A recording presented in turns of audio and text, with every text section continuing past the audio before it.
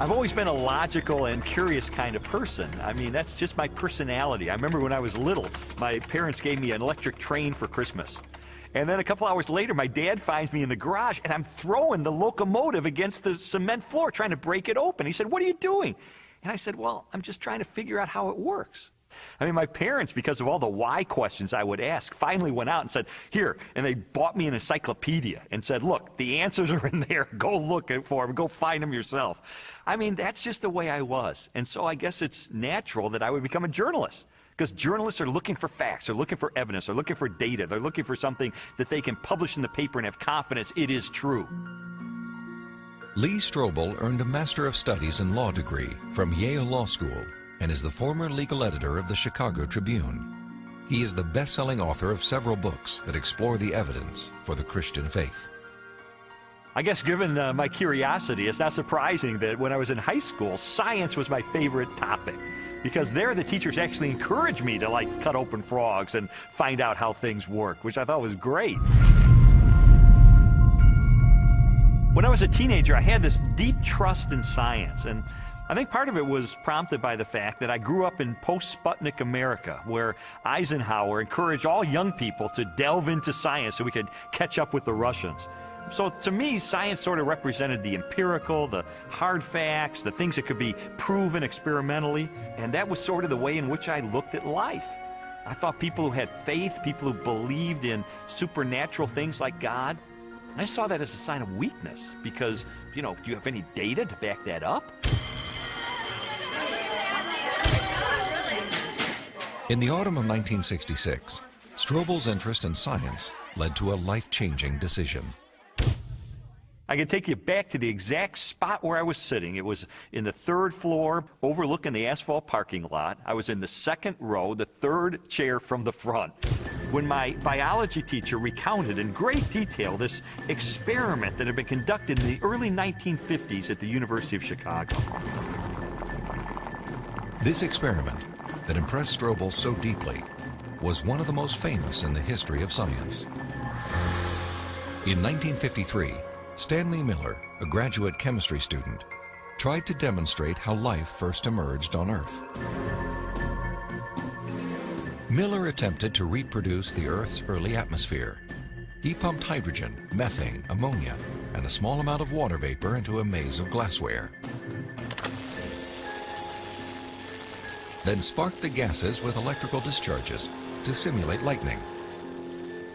After 5 days, he discovered what he had hoped for: a few simple amino acids, the basic building blocks of living organisms, had collected in the dark residue at the bottom of the glass.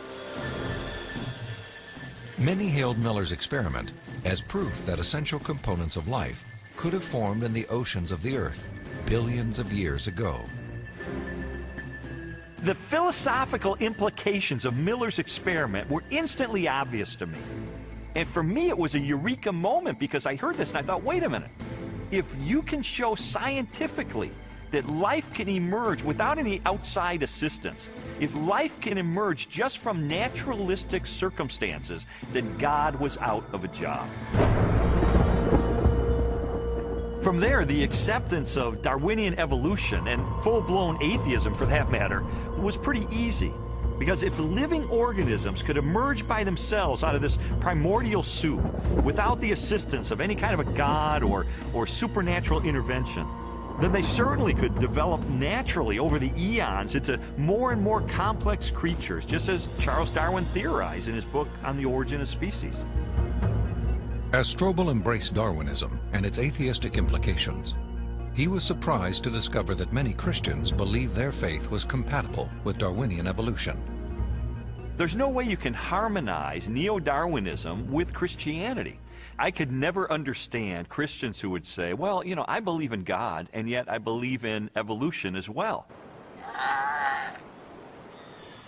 You see, Darwin's ideas about the development of life led to his theory that modern science now generally defines as an undirected process, completely devoid of any purpose or plan. Now, how could God direct an undirected process? How could God have purpose and a plan behind a system that has no plan and no purpose. It just does not make sense. Didn't make sense to me in 1966, and it doesn't make sense to me now. In 1972, Lee Strobel married Leslie Herdler. 5 years later, Leslie, an agnostic, became a Christian. And I thought, this is divorce. This is going to be the end of our marriage.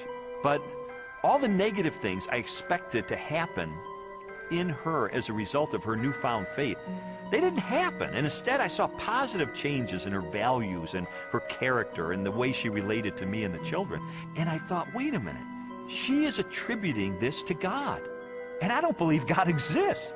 And so that was the main thing that prompted me to say, maybe I need to really investigate this and get to the bottom of this and determine, is there really any rational way I could ever believe that this kind of a God really exists and really causes this kind of transformation in a human being? And so I decided to use my legal training and journalism training, my scientific curiosity, to systematically investigate, is there any credibility to the Christian faith? Because science had played such an instrumental role in his turn to atheism, Strobel embarked on an investigation of major discoveries in biology, chemistry, cosmology, and physics.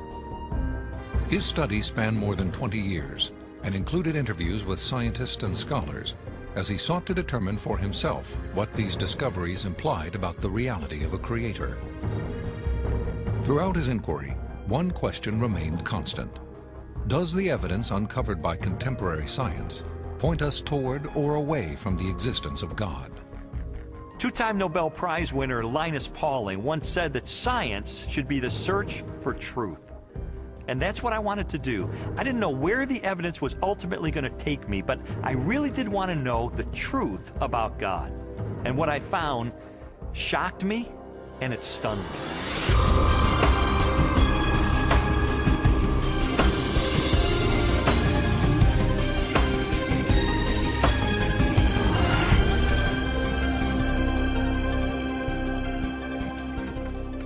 Strobel's search began with an examination of evidence that challenged materialistic theories of life's origin.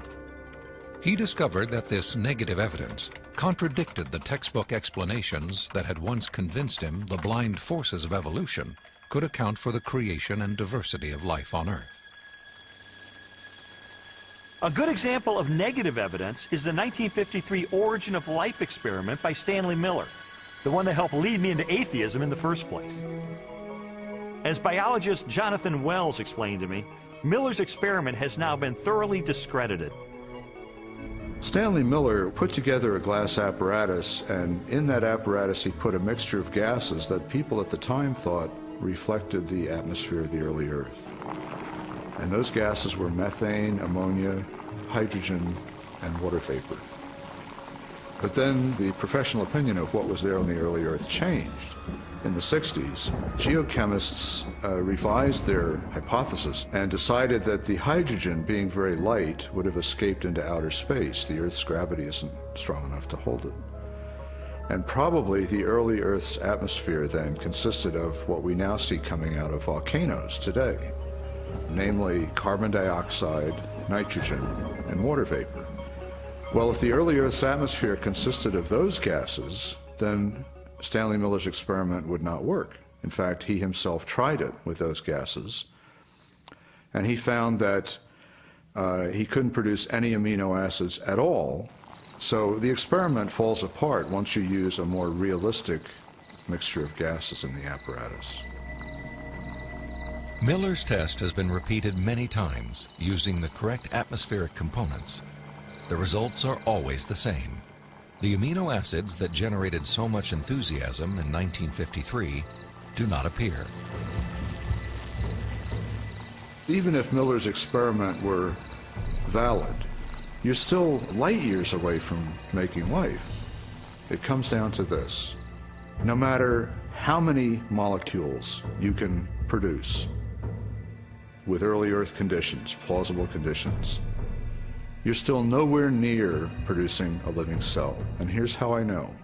If I take a sterile test tube and I put in a little bit of fluid with just the right salts, just the right balance of acidity and alkalinity, just the right temperature, the perfect solution for a living cell.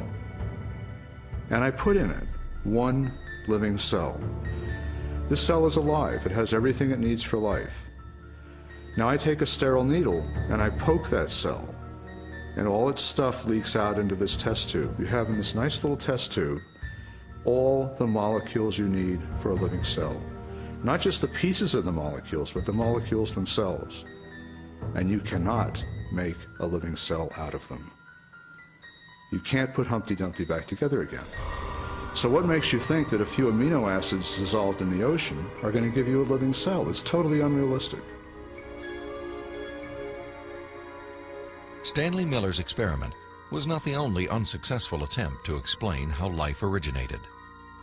Beginning with Russian chemist Alexander Oparin's work in the 1920s, theorists have also proposed chance, chemical attraction, and biological seeding from outer space as possible answers.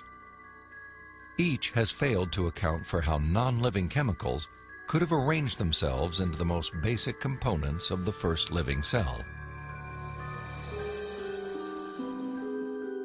Strobel's research ultimately led him to conclude that materialistic explanations for the origin of life were deeply flawed. And his examination of negative evidence did not end with the question of first life. He also learned of weaknesses in the most celebrated icon of Darwinian evolution.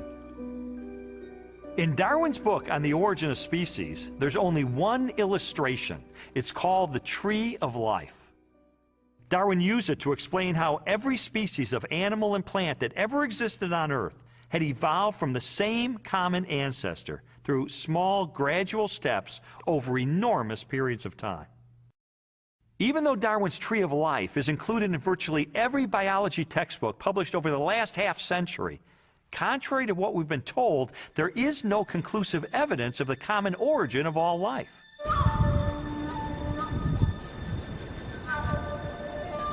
Perhaps the most damaging blow to Darwin's theory is the fossil record. If all living organisms have descended from the same primitive life form, then the rock strata of the Earth should be filled with the fossilized remains of animals that were once part of a great evolutionary chain. A chain of small biological modifications, ultimately leading to a spectacular diversity of life.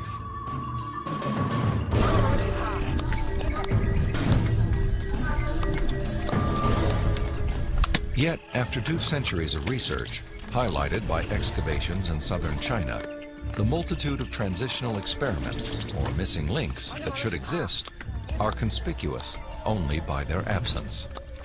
The most graphic example of this void in the fossil record is a geological era known as the Cambrian explosion. The branching tree pattern of Darwin's theory is actually not seen anywhere in the fossil record unless we impose it with our own minds. So the Cambrian explosion is the most dramatic refutation of the Tree of Life. The Cambrian explosion of life was a dramatic episode in geological history. Usually dated at about 530 million years ago, the exquisitely preserved Cambrian fossils reveal that the body plans for virtually every major animal phyla appeared, not gradually and slowly as Darwin had speculated, but instead with astonishing suddenness. If we imagine the whole history of life on Earth taking place in one 24-hour period, the current standard estimates for the origin of life put it at about 3.8 billion years ago, let's say 4 billion. So if we start the clock then, our 24-hour clock, 6 hours, nothing but these simple single-celled organisms appear, the same sort that we saw in the beginning. 12 hours, same thing. 18 hours, same thing. 3/4 of the day has passed, and all we have are these simple single-celled organisms. Then at about the 21st hour, in the space of about 2 minutes, boom, most of the major animal forms appear in the form that they currently have in the present. And many of them persist to the present, and we have them with us today. Less than 2 minutes out of a 24-hour period. That's how sudden the Cambrian explosion was. In a geological instant, the animal kingdom leaped from small, relatively simple organisms to extraordinary creatures with spinal cords, compound eyes, and articulated limbs. The record of this explosion of life looks nothing like Darwin's slowly branching tree. Darwin's theory is that there's a tree of life, where you have one organism diverging into many other organisms and big differences appearing at the top. What we really see is from here up. This does not exist in the fossil record. If I were using a botanical illustration, it would be a lawn with separate blades of grass sprouting independently of each other. And those would be the phyla. Now, within each phylum, there is subsequent diversification, but even there, I don't see the branches connecting that would make them a tree of life. As scientists, it's not our job to force the evidence into a theory that just doesn't fit it. And so I have absolutely no desire or reason to uphold Darwin's theory at this point. I think what we're seeing today is a series of scientific discoveries that are opening the eyes of more and more scientists to say, wait a minute, I can no longer believe that pure naturalistic processes can account for the origin and diversity of life. There must be something else here. The challenges to Darwinian theory have led more than 600 scientists with PhDs from major universities throughout the world to sign a document titled A Scientific Dissent from Darwinism. It reads in part, "We are skeptical of the claims for the ability of random mutation and natural selection to account for the complexity of life." These are scientists with PhDs from Stanford and Berkeley and University of Chicago and Cambridge, major universities, who've looked hard and fast at the evidence and have walked away saying, I am not convinced. Maybe there's another explanation. Personally, the negative evidence forced me to conclude that Darwinism would require a blind leap of faith that I just had no good reason to make. Strobel's rejection of Darwinism and materialistic science was also based on the large body of positive evidence for intelligent design. Evidence he first confronted in the science of cosmology, which explores the origin of the universe.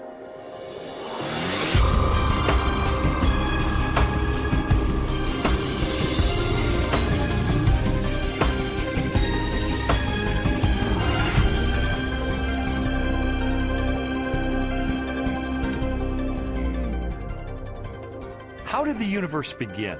What is its source? Few questions have generated as much controversy through the centuries or inspired as many impassioned opinions.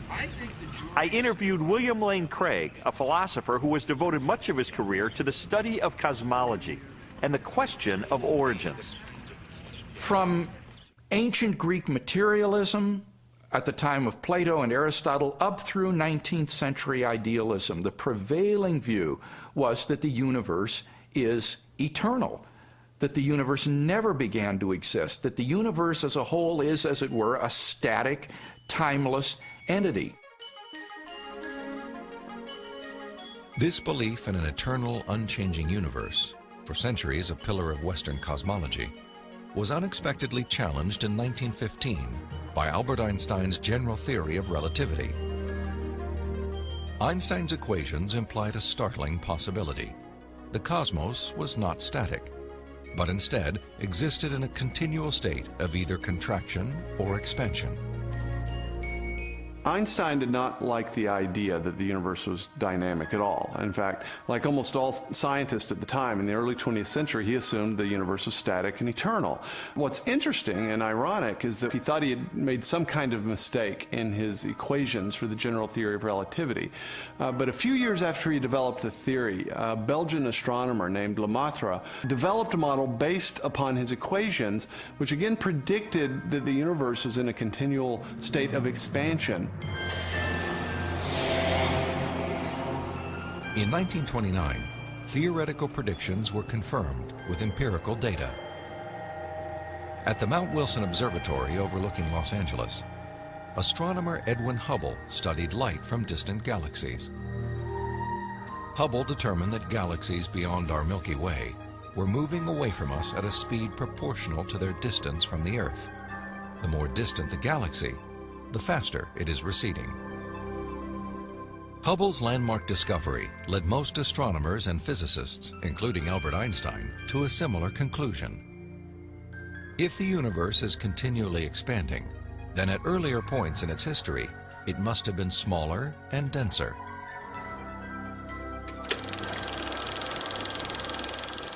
I think a good way to visualize this is to imagine that the history of the universe has somehow been photographed and made into a movie that we could play on a projector.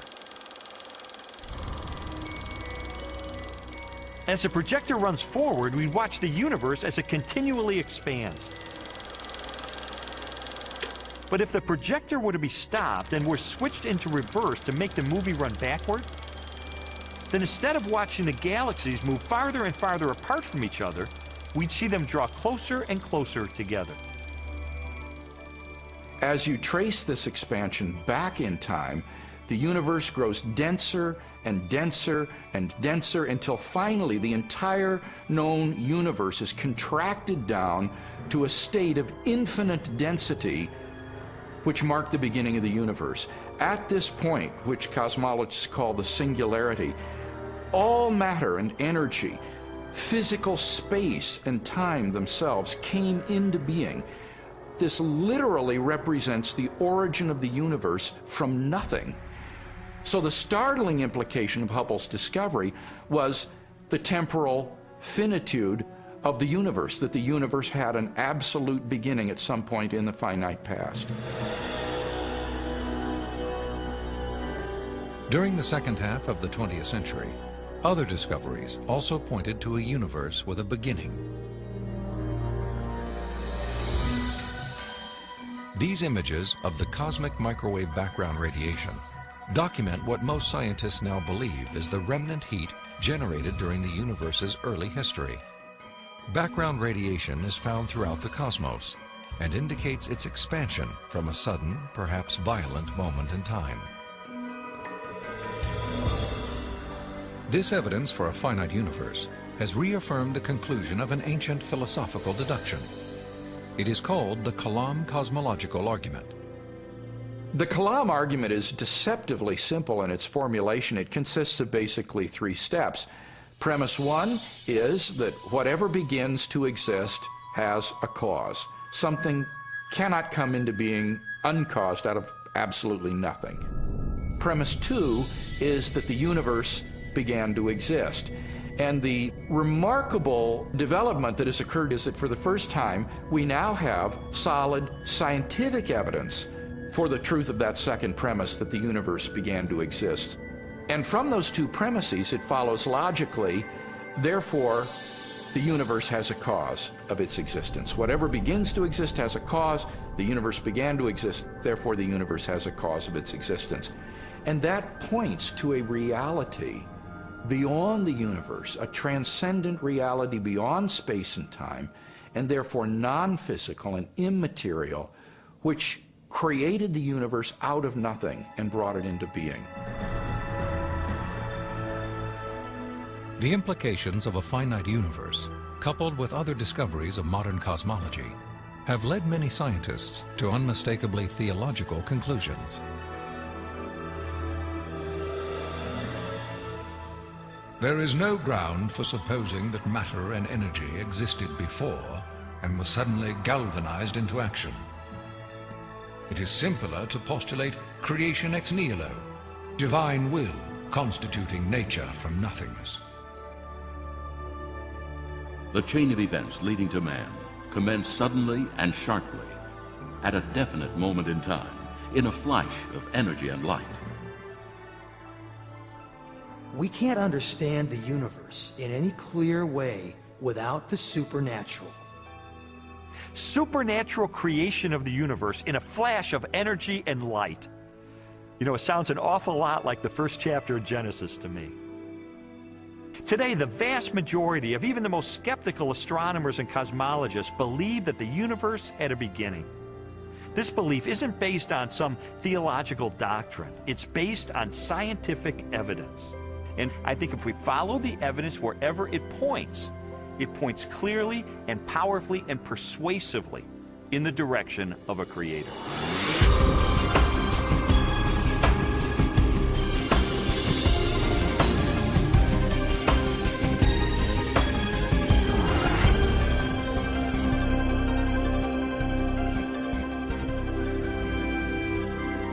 Since the beginning of time, all the matter in the universe has been governed by precisely balanced laws and constants. During an interview with Robin Collins, a philosopher with degrees in mathematics and physics, Strobel learned how these laws offer compelling evidence for a creator and conspire to make the universe habitable for life. The laws of physics are balanced on a razor's edge for life to occur. For example, if you didn't have something like gravity that pulled matter together, you would never get planets, you wouldn't get stars, you wouldn't get any complex organisms. If you didn't have the strong nuclear force, there would be nothing to hold protons and neutrons together in the nucleus. And so you wouldn't have any atoms, so no chemistry. If you didn't have the electromagnetic force, you would have no bonding between chemicals. You would have no light, and the list goes on. So you need all these sorts of fundamental principles have to be in place in order for life to occur. Wipe out one of those principles, wipe out one of those laws, no life. Strobel learned that life also hinges on the precise strengths and relative values of many different physical constants. One example of this fine-tuning is the force of gravity. Imagine a ruler divided up into 1-inch increments and then stretched across the entire universe, a distance of some 14 billion light years. For the purposes of illustration, the ruler represents the possible range for gravity. In other words, the setting for the strength of gravity could have been anywhere along the ruler, but it just happens to be situated in exactly the right place so that life is possible. Now, if you were to change the force of gravity by moving the setting just 1 inch compared to the entire width of the universe, the effect on life would be catastrophic. No large-scale life forms could exist. Anything that was more than the size of a pea would be completely crushed. So you might be able to get life of a very, very primitive sort, such as bacteria, but you could never get conscious observers. The strength of gravity is just one of at least 30 separate parameters that must be finely tuned to produce a life-sustaining universe. Another example is the cosmological constant. The cosmological constant describes the expansion speed of space in the universe. If space expands too quickly, then the universe will spread out so quickly that material objects can't form. So you can't get stars and galaxies and planets and the types of things that we, of course, take for granted in our universe. Physicists have determined that the cosmological constant is fine-tuned to 1 part in 100 million billion billion billion billion billion. Such precision has been compared to traveling hundreds of miles into space, then throwing a dart at the Earth and hitting a bullseye measuring 1/trillionth of an inch in diameter, an area less than the width of a single atom. Just consider those two parameters, gravity and the cosmological constant. Their level of fine-tuning is to a precision of 1 part in 100 million trillion, trillion, trillion, trillion, trillion, trillion. I mean, that's like 1 atom in the entire known universe. This fine-tuning is also evident at the atomic level. The strong nuclear force binds atoms together. If the strength of this force were to decrease by 1 part in 10,000 billion billion billion billion, the only element left in the universe would be hydrogen. Again, chemical life would not be possible. The fine-tuning of the laws and forces of physics is so precise that few theorists are comfortable invoking mere chance as an explanation, unless our universe is not the only roll of the dice.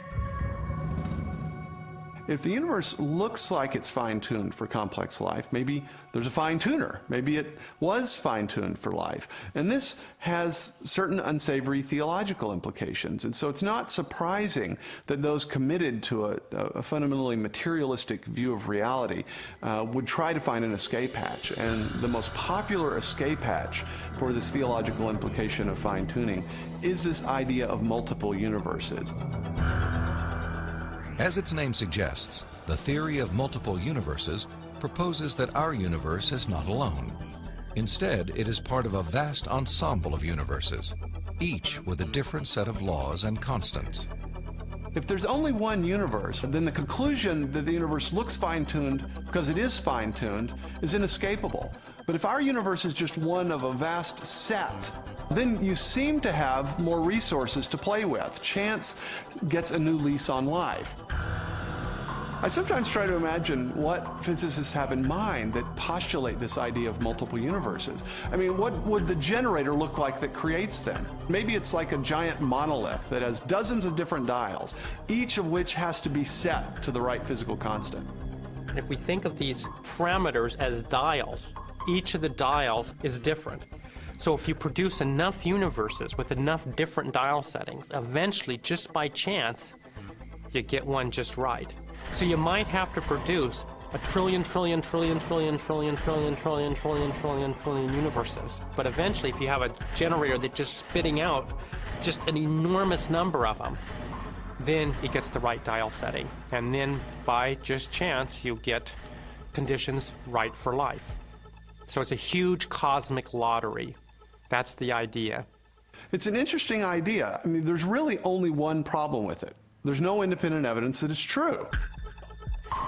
Besides, it really just pushes the question back a step, because we could still ask, who built the generator? The suggestion of multiple universes strikes me as a desperate attempt to explain away the obvious, which is that the universe is finely tuned by an intelligence to sustain complex life. An intelligence that must be beyond the constraints of time and space.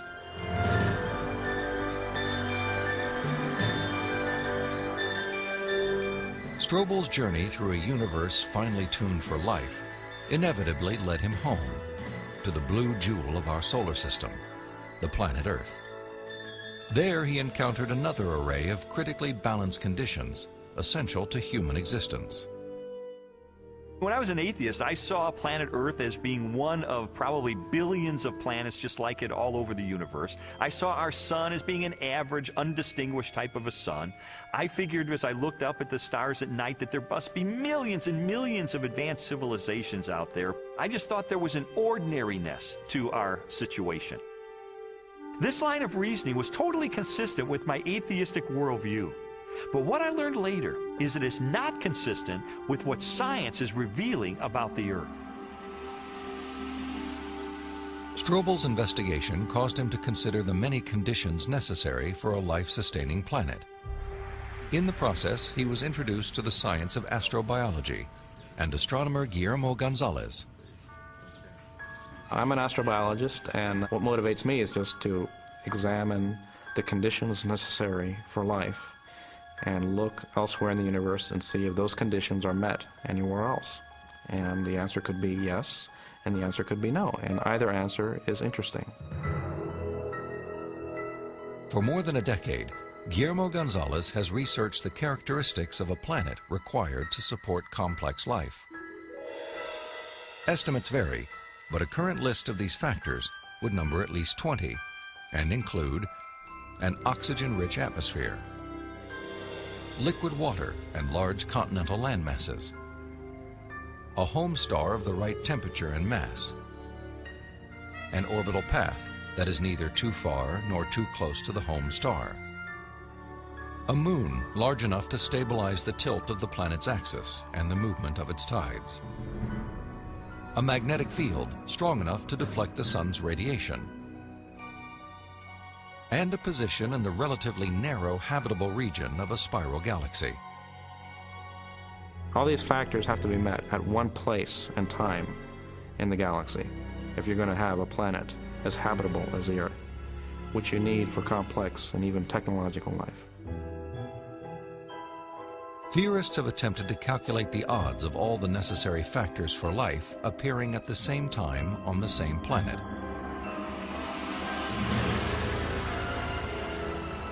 A conservative estimate is 1 chance in 10 to the negative 15th, or 1/1000th of 1 trillionth.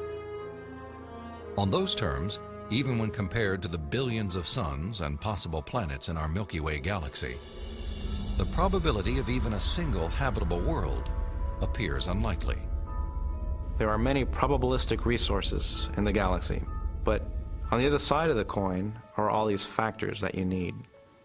You have to get just right in order to have just one habitable planet like the Earth. And that leads me to conclude that yes, we're rare in the galaxy.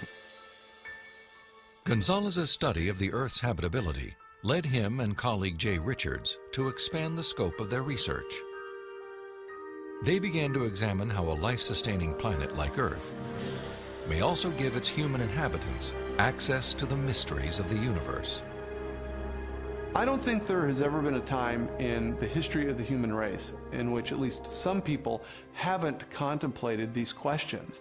We ask, why can we see distant galaxies, millions of light years away in the universe? Why can we postulate what's going on inside atoms or inside black holes? Why are we able to discover things about the universe, to answer questions about its age? For most scientific discoveries that we're able to make, these sorts of things can't be explained in terms of the survival of the fittest of our distant ancestors. Not only our ability to do science, but the openness of the natural world to science just completely outstrips the sort of reductionist and Darwinian explanations that we're used to.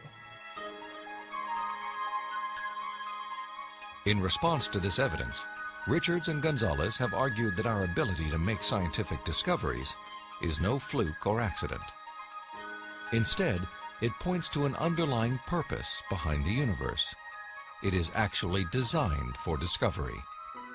Guillermo Gonzalez and I spent several years pursuing a hypothesis that those rare things that life needs in a planetary environment, those things that make a planet habitable, also set up the best set of conditions overall for scientific discovery.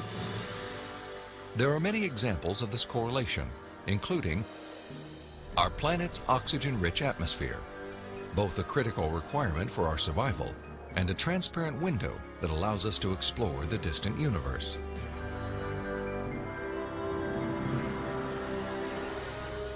The Earth's precise distance from the Sun and the size of its moon and home star. These factors not only control our planet's temperature, axial tilt, and the movement of its tides, they also ensure perfect solar eclipses, phenomena that have provided scientists with invaluable data about the composition of stars and the properties of light. And our location in the Milky Way. The Earth is positioned between two spiral arms within a relatively small region where life is possible.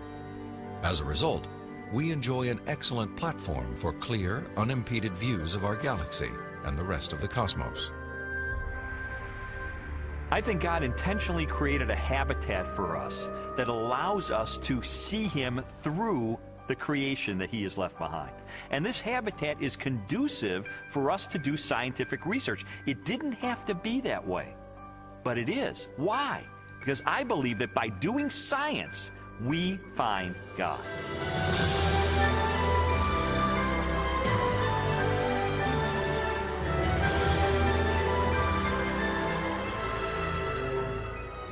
The final leg of Strobel's investigation transported him from the deepest reaches of the cosmos to the microscopic universe of the living cell and the science of biochemistry.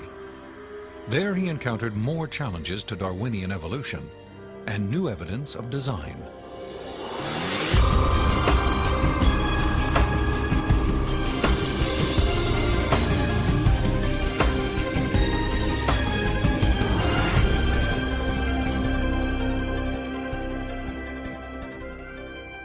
Throughout the second half of the 20th century, spectacular technologies revolutionized scientific understanding of the cell, the basic unit of life.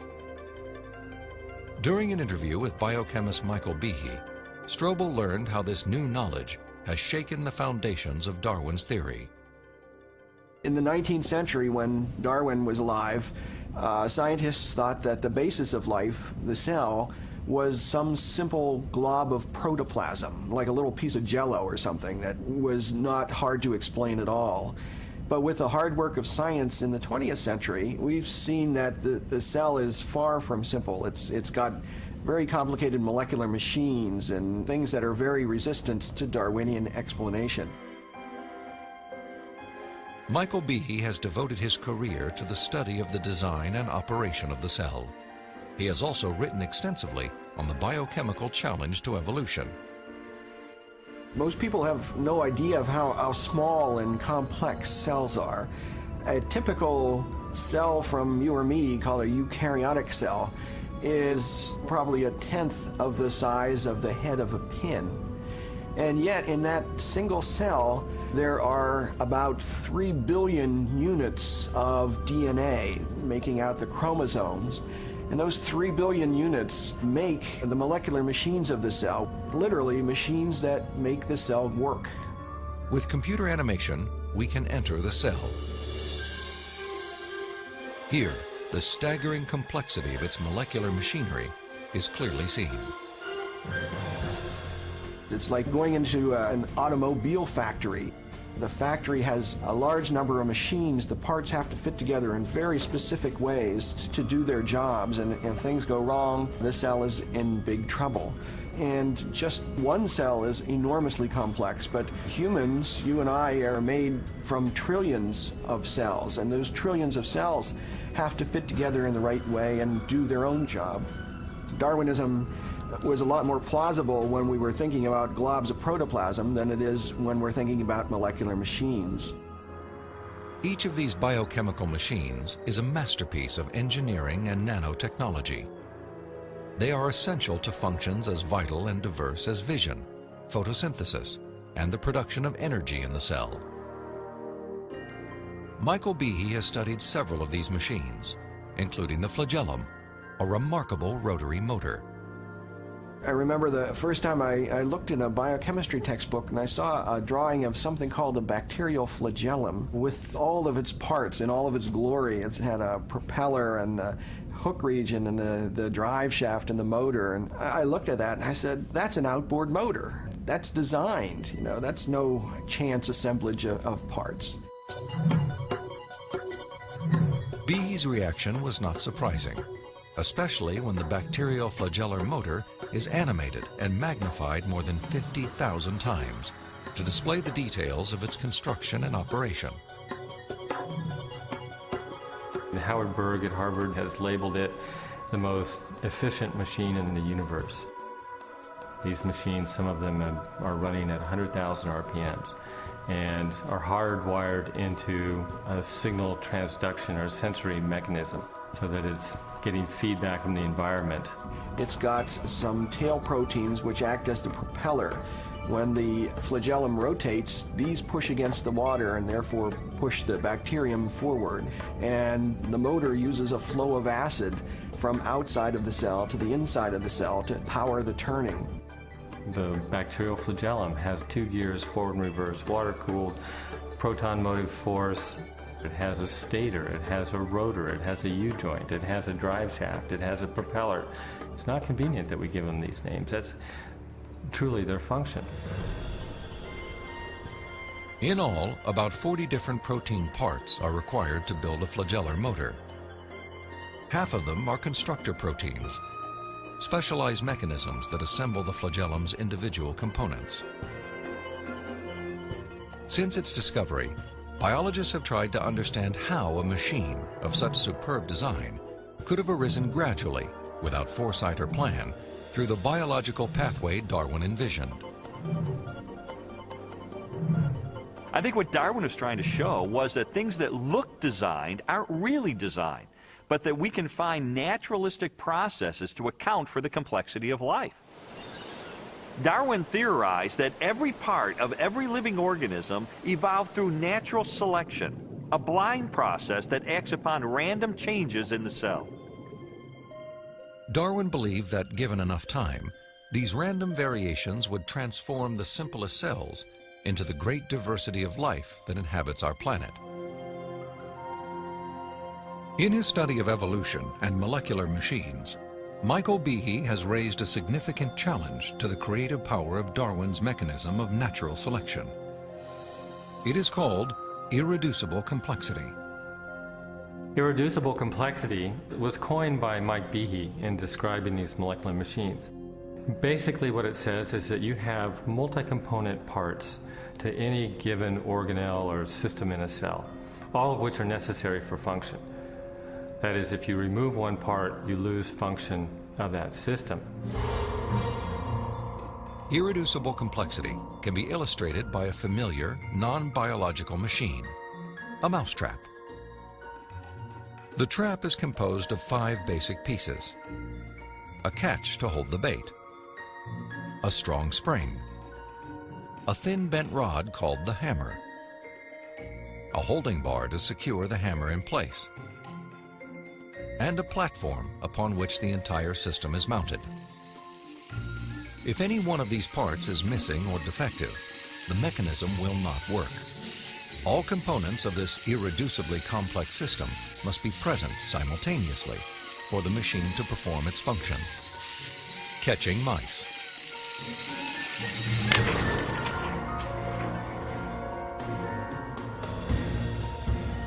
The concept of irreducible complexity also applies to biological machines, including the bacterial flagellum. All told, there are about 40 different protein parts which are necessary for this machine to work. And if any of those parts are missing, then either you get a flagellum that doesn't work because it's missing the hook or it's missing the drive shaft or whatever, or it doesn't even get built within the cell. You can't put something like that together gradually because they need a large number of parts interacting with each other at the same time before they work at all. Without the tools to observe the machinery of the cell, and long before the idea of irreducible complexity, Charles Darwin offered a way to test his own theory. In Origin of Species, he wrote, "If it could be demonstrated that any complex organ existed, which could not possibly have been formed by numerous, successive, slight modifications, my theory would absolutely break down." Darwin acknowledged that if someone identified a biological system that could not have been constructed in incremental steps over long periods of time, then his theory would be invalid. And what Michael Behe and others have discovered is the existence of biological machinery that cannot be explained away by Darwinian processes. Darwin's failed predictions have in fact falsified his own theory.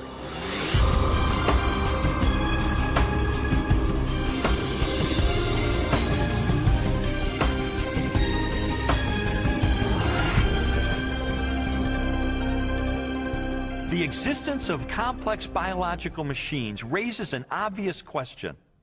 If natural selection wasn't the agent of their construction, then what was?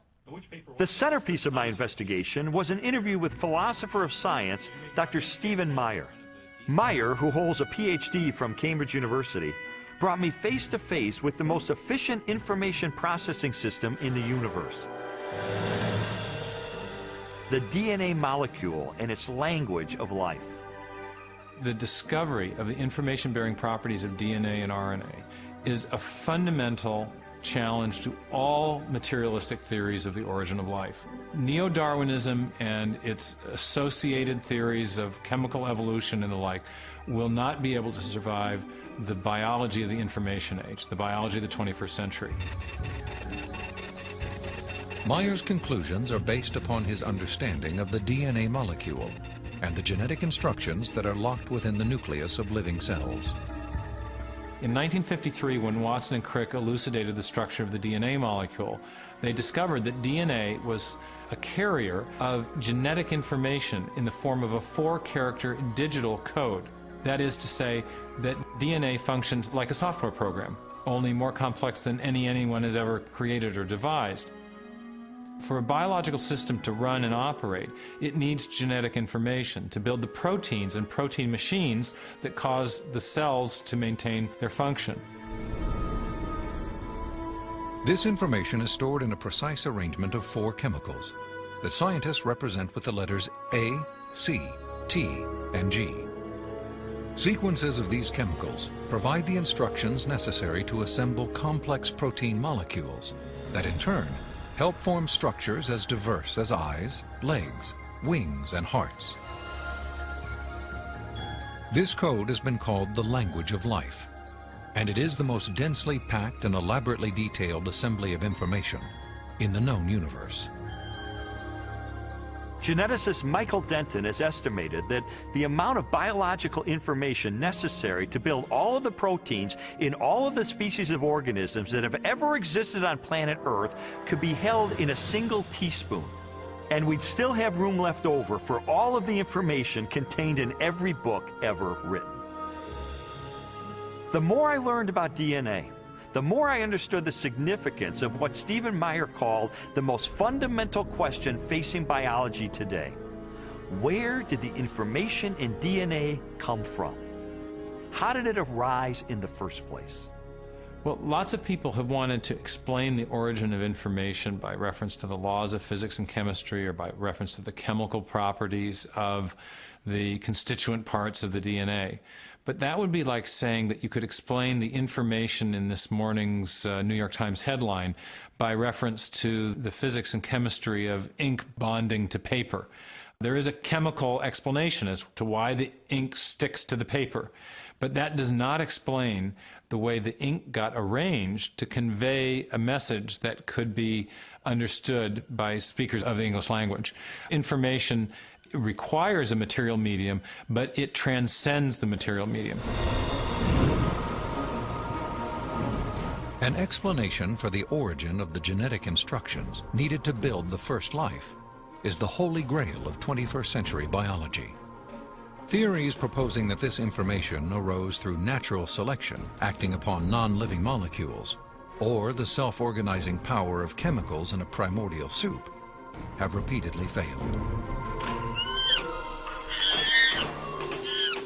Even time and blind chance, the oft-invoked saviors of implausible biological scenarios, have fallen far short as accounts for the source of the instructions in DNA.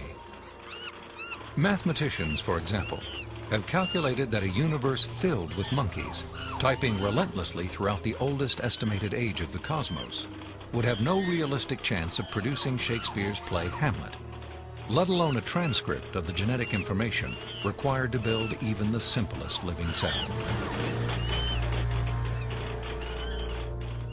Based on our uniform and repeated experience, which is the basis of all scientific reasoning about the past, there is only one known cause for the origin of information, and that cause is intelligence. Whether we're looking at a hieroglyphic inscription, a section of text in a book, or a computer software, if you have information and you trace it back to its source, invariably you come to an intelligence. Therefore, when you find information inscribed along the backbone of the DNA molecule in the cell, the most rational inference, based on our repeated experience, is that an intelligence of some kind played a role in the origin of that information. The implications of the scientific evidence, coupled with Meyer's logic, are profound. If we are finding information inside every cell and every living creature, could that not be, in a sense, the signature of a creator?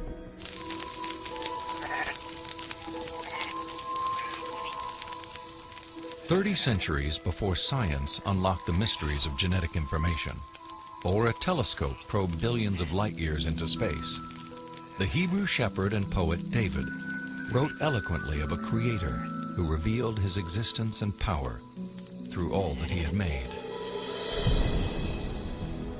The heavens declare the glory of God. The skies proclaim the work of his hands. Day after day they pour forth speech. Night after night they proclaim knowledge. Their voice goes out into all the earth, their words to the end of the world." God himself is invisible. He is a spirit. And yet, one of the purposes he has for us is to find him so we can know him. and he's left behind a series of clues. And sometimes we just have to kind of take our blinders off and get beyond our presuppositions and say, wait a minute, I am going to pursue the evidence of science wherever it points. And if it takes me to a very uncomfortable conclusion that there is a creator, then if the evidence points in that direction, that's the way I'm going to go. According to a lot of the mainstream media, the theory of intelligent design is a faith-based idea. And in saying that, they want to dismiss it as something that has no basis in science. But the media has confused a fundamental issue. They're confusing the evidence for the theory with the implications of the theory. The theory of intelligent design may well have implications that are supportive of theistic belief, but the theory is not based on theistic belief. It's based on the discovery of digital code in cells, miniature machines in cells, the fine-tuning of the laws of physics and chemistry, and standard ways of scientific reasoning about the remote past in the history of life. 40 years ago, a lecturer in a high school biology class convinced an inquisitive 14-year-old freshman that there was no God. Ironically, years later, it was an open-minded investigation of scientific evidence that led Lee Strobel to belief in a creator. One of the most interesting things I've learned as I've gone on this journey of scientific discovery has been that you don't have to commit intellectual suicide to come to the conclusion that there is an intelligent designer. Because today, science is pointing more directly and more powerfully toward a creator than any other time in the history of the world. I was trained in journalism and law to respond to truth. I had to take a step of faith in the same direction that evidence is flowing, which is logical and rational. We do that every day of our life. We make steps of faith based on the evidence that we perceive. And so it was the most logical and rational step I've ever taken to put my faith in the creator that science tells me exists.